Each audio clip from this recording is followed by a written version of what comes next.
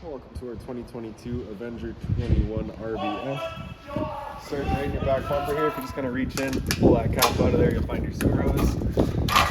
Take note of those two ears and the adapter here. It's helping hooking it up to your sewer system. And the hose itself, once fully extended, is about 20 feet long.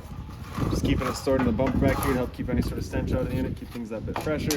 That cap just presses into place. Kind of around the corner from there, you're going to find your short cord inlet. So as you pop that open, you're going to find a notch over on the right side there. It's going to line up with that notch there.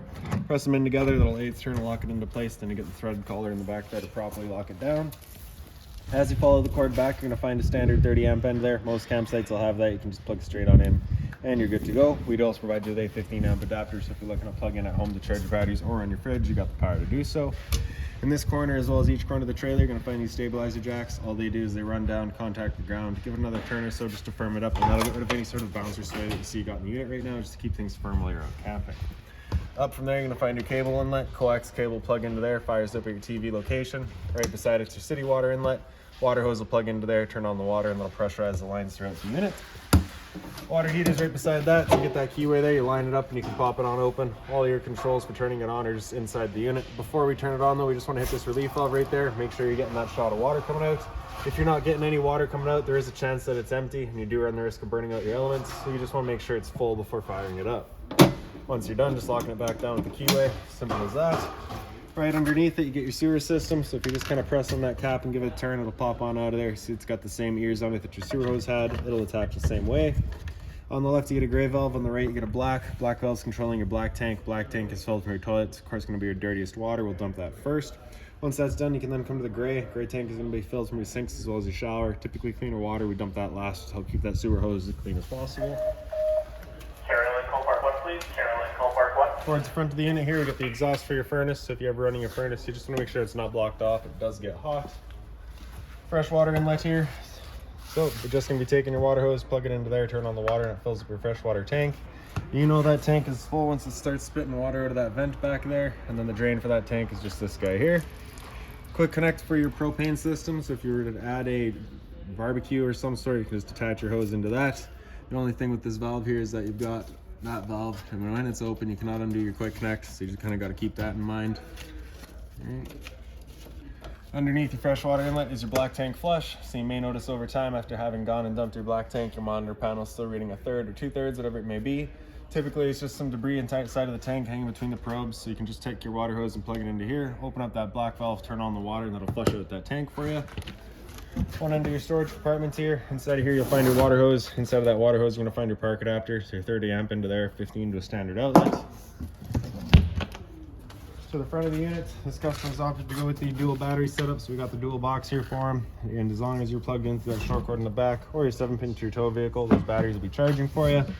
2-prong plug here, just allows you to tie into your battery as well. Typically for a solar panel, just plug into there, charge your batteries. There's 2 knobs there, you can loosen them off. You can access to your propane tanks through the flap. For the video, I'll just pull it right off and we can show you a changeover in the back here. So it's pointing over to this tank and it's currently green, so it's letting us know we've got propane and we're running off of this tank. If it were to go red, it's letting you know this tank's now empty. At that point, flip over to the other tank, run off of that one while you get the other one filled. In front's power tongue jack. On the left, you get your light switch. On the right, up is down, down is up. Other end of your storage compartments here. So as you flip this open, you get a little light on the left side there, just on its own center push button. Little T-latch here would sit into the door there just to hold it open for you. And you get your bottle opener. Exterior speakers here, as well as your GFI protected outlet right in between it. Straight up from there is a stove vent. So of course, propane stove, put enough fumes in or using it. So just make sure this flap here is opened up so our fan inside can evacuate those fumes. Once you're done, just push it into place till it clicks, and that'll prevent any dust from kicking up in there. Marked by this sticker, you get your low point drains back here. So just a couple of valves up there, you can open those up, allows the water system to drain itself out. Leash latch in the back, and right around the corner from there, you get your exterior shower. So you've got a key just like this guy here, stick it on into there and open her up. You get the standard head with a 3-foot hose, hot and cold water, so the dog is out getting muddy, you can spray him off before he gets inside. Once you're done, just closing it back off with that keyway there. Then you get your spare tire, and straight up from there you'll find a pre-wired mount for a rear view or observation camera. And now we'll make our way inside the units here. So your assist handle just up 90 degrees and falls into place, so we can open up the door. For your steps, you're going to grab this slider here and towards the center and pull it on out. These 2 pins, if you're to pull those out, you just extend or retract your legs based on the campsite needs. As you come inside, first things first, right on the left there, you got your fire extinguisher. That's standard. Pull the pin, point and shoot. A little bit of storage right beside it. And then up again, we got all your light switches. The one on the right here is going to do your one interior light. The rest of the lights in the unit are on their own center push buttons. Light in the center there does your awning light outside. Awning itself is on this switch here. Press and hold, extend, and that awning will make its way out.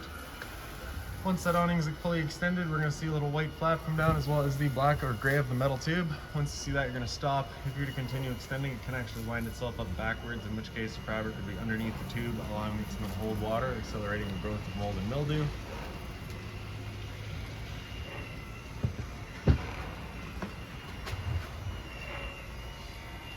There's our flap, and there's the tube, so we'll stop right there. Now if it were to start raining, it's of course going to hold some water anyways. What you're going to do is grab either arm, front or rear. Make sure this knob here is loosened off. Pull that arm straight in, then you can tighten it down. That'll change the pitch of the awning out at the head, allowing water to then run off. I feel like that angle better because it does give you more shade. You can do the same thing with the arm in front. Before you bring the awning back in though, you want to make sure those guys are loosened off and back out straight, fully extended, just so you're not running the risk of bending them. And you're going to press and hold retract, and the awning will make its way back in. Again, you're just watching to make sure that your fabric goes over top of the tube. And the last thing to keep in mind with the awning is it does catch a lot of wind, so once you get up to about 15-20 kilometers an hour wind, you want to bring it back in again, just so you're not running the risk of bending your arm.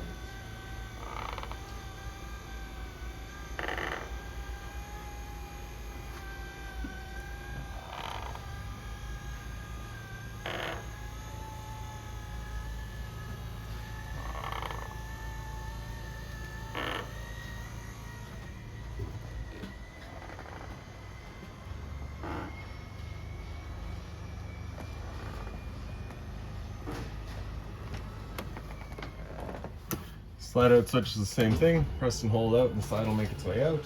Once the slide's fully extended, we're going to hear some clicks in the motors letting us know they've reached their stall.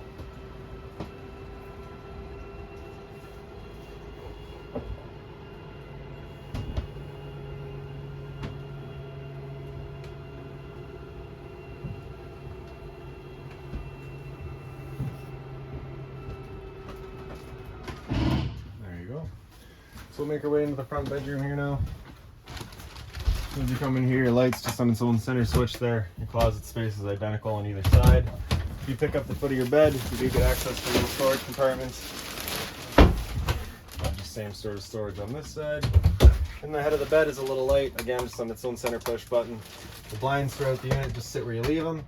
This window right here is your emergency exit. You're pulling this red tab to get rid of the screen. Take this handle here, throw it outside, hop on out. Behind me is a TV backer, power outlet, as well as your cable and satellite outlet, and you're also pre-wired for Wi-Fi. Around the corner from there, you'll find your thermostat. So on the center right there, that's it turned off. On the right is going to be heat. For heat, you're just going to leave this fan selection in auto, select your temperature, and that'll turn on the furnace. Furnace is located actually right underneath the couch here. So you can kind of see it there. You do have a return air grill kind of in that front bedroom there, so just kind of making sure it's not blocked off. Center left is going to be fan, so that's going to turn on the air conditioning fan. At this point you can select your high or low fan, otherwise we're just going to leave that in auto. Select your temperature, and far left will turn on the air conditioner. With your air conditioner going, you got two different options. You can have these louvers here closed, in which case you're using all of the ceiling ducting to move the air, or you can open them up and it just dumps all this air into the living room here. So when you first get out to your campsite, you want those open, cool off this air as quickly as possible, then you can close them off, start moving the air throughout. Once you're done, just back to center right to turn it all off. Above the couch here is another little light, as well as some storage. And as you kind of saw, this guy does flip down. Right. And the slide out, your light's just on the side there, as well as throughout the unit, just on the center push buttons. The dinette's currently set up as the dinette. If you were to take your table, wiggle it up and out of its bases, which out of its legs, the legs will then wiggle out of their bases. You get the three ledges there that the table will then sit onto. Take your two back cushions, fill in the middle to create your bed. In the kitchen, you get your storage right up top here. So you got your binder there, it's got all of your owner's manuals, any keys, anything like that, you're gonna find right in there. Little light right above the sink, hot and cold water, of course. You do also get the folding sink cover there. Storage underneath it, just being mindful of your drains and your water lines. You also get your drawer space here as well. Microwave, pretty standard, just like home. Range vent underneath it, same idea, you get your light as well as a fan. That's that fan that you want turned on with that flat side opened up. For the stove, you're just going to take that bifold cover and flip it on back, turn the knob over to high, and as you press it in, that'll turn on the igniter. Once you're done, just turning it all off, letting it cool down, and then closing it back up. For the oven, we're just going to open that up, the knob on the right here over that little flame, and you can hear that igniter gets going. We do need to turn on the oven light for that as well, and then it'll get going. There we go. Once you have that pilot light going, you can just select your temperature. All right, and then we'll hear it click. And there we go. Once you're done, just turn it back down to off. It'll hold just the pilot light for you, and to turn it right off, you just got to turn the light off there as well. Storage underneath it. 12-volt fridge. As long as your batteries are charged, you're charging. This guy's going for you. Freezer up top, fridge down low. Power converter, press it on the left side, it'll pop on open. All of your breakers in the middle here, whenever a breaker breaks, it sits in the center, so turn it off and then back on to reset it. All of your fuses are on the top here. Right beside that's your LP detector. Propane's heavier than air, sits on the floor. This guy detects and starts going off like a smoke detector would. Smoke detector's kind of right by the slide out here. On the back wall, you get a TV backer, 12-volt outlet for a TV, or 120-volt outlet for a TV. Antenna outlet for it right there. Turning the antenna on is just that little button there. Get that green light letting you know it is turned on. Will also help clear up your stereo signal. Power button there to turn it on. Press it again, that's just going to mute it. Press and hold to turn it off. Zone 1's your inside set, zone 2's your outside set. Pretty straightforward after that. Into the bathroom. Light switch over on the wall here, right on the bottom. So your monitor system's up above that. Water pump switches in the bottom corner there. Turns on your water pump, drawing out of your fresh tank, pressurize your lines. Battery, you can see we're currently C for charging. G would be good, F is fair, L is low. Your fresh tank, as you fill that up, goes to a third, 2/3 in full. Same idea for your black and your gray. Water heater controls above that. So the little thunderbolt on the left there is going to be fired up with electricity. Flame on the right does it with propane. As you turn that switch on, it'll fire up. If this red light in the center here would come on, it's just letting you know it hasn't fired. At that point, just off, back on to reset it. Some storage space here. Toilet just flips on open, you get your flusher front and center. If you're looking to winterize the unit yourself once it comes time, 3 screws here gives you access to your hot water tank. Medicine cabinet, hot and cold water at the sink, of course, kind of right on the edge from there. You got your geofire protected outlet, test on top, reset in the center. More storage, again, just mindful of your drains and your water lines. And then your shower, standard head and hose, hot and cold water course. Straight up above it's your roof vent, just turn that knob to open it up. And then in the back corner, you get your switch to turn on the fan. So that's about it for this unit. If you've got any other questions on it, please feel free to give us a call, 204-237-7272.